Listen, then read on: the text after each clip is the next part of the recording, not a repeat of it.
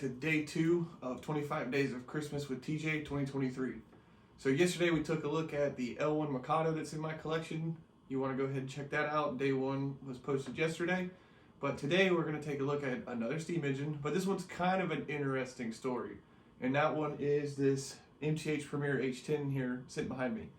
A little bit of a backstory before on it is it actually was purchased at the April 2023 York show in York, Pennsylvania. Oddly enough, Tom and I, 3Rail Tom, had walked by the Nassau Hobby booth 2 or 3 times, and he had a bunch of older MTH stuff that was done up for Long Island Railroad. And he had actually purchased a MTH Sunrise Special G5 that was pretty poorly weathered, but this H10 was sitting next to it, and I was kind of on the fence about it and didn't really think I needed it. That following Friday, it was still there, and I decided, you know, what the heck, let me go back inside and get it. Walked in there, said, box it up, let's rock and roll. We actually went to Bob, who's Bob's O-Gates Trains house, and we were running trains at his layout, and put it on the track, and it was a 5-volt engine, so you're waiting for that iconic click that they have when you give track power, and it never did it. And I was like, oh man. I mean, it was only $200, but dang it doesn't work. So I thought, well, let's put a VCR in it, and opened up the tender, and it did not have the 9-volt battery cable hookup, and I was like, what the world? So not even paying attention to the boards that were in it, didn't even think to cross my mind. I said, screw it, let's just put on the track, give it track power, and hit start up and see what happens. Well, it immediately fired up, ran like a champ, and has been kicking button, taking names, and never seemed to stop. Well, turned to find out, didn't even, like I said, pay attention to the boards when I was looking at it the first time to put the VCR in. Reopened up the tender, it was upgraded to Proto 3.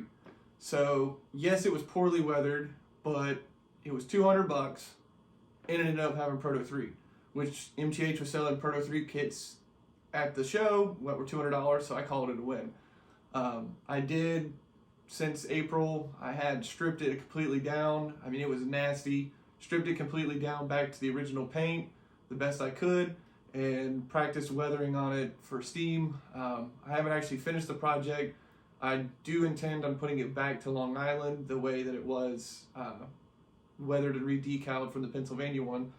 I just haven't been able to get the decals to lay right and do what I want, so it'll be a project to finish another day, but it runs great. I actually am not too terribly upset with how I weathered it for the first time ever doing a steam engine, but let's go ahead and take a closer look at this Long Island H10. Now, like I said, it is pretty rough. This was the first time I had ever actually weathered a steam engine, but I think I did overall pretty good. There's a lot of things that I'd like to go back and redo and revisit and maybe look at some more prototypes and get a little bit better idea of what I'm aiming for. But again, for what I have in it, and it actually being Proto 3, I was pretty happy with it. I did, you can kind of see, and I'll do a closer video, I did change the coal load. I did the Tuscan on the cab roof. That's actually a mixture that I came up with on my own. You know, maybe Lionel should hire me. I did a pretty good job mixing that color. But I think it overall, I mean, for what I've got in it and the fun of it, I can't complain about the engine. Now, I did remove the stock MTH real coal, and I used the Woodland Scenic Cinders, redid a coal load, made it look a little bit more low in the front like it's being used, and I did add coal in the front area of the tender where, you know, the firemen would be coming back and scooping.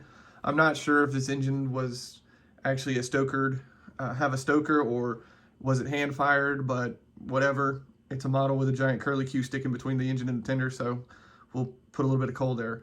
But I think that added a little bit more realism to it, and like I said, I actually created and painted this color Tuscan myself with a little bit of red and mixing black with it.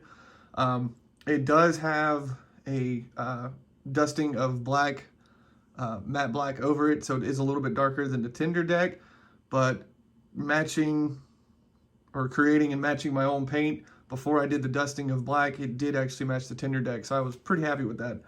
But, you know, painting over, she is rough, and that's kind of what I was going for, is a late steam you know, the H10 being towards the end of its life and being on the Long Island, it was towards the end of its life there, and that's kind of what I was aiming for. So let's go ahead and fire this thing up and run around the layout.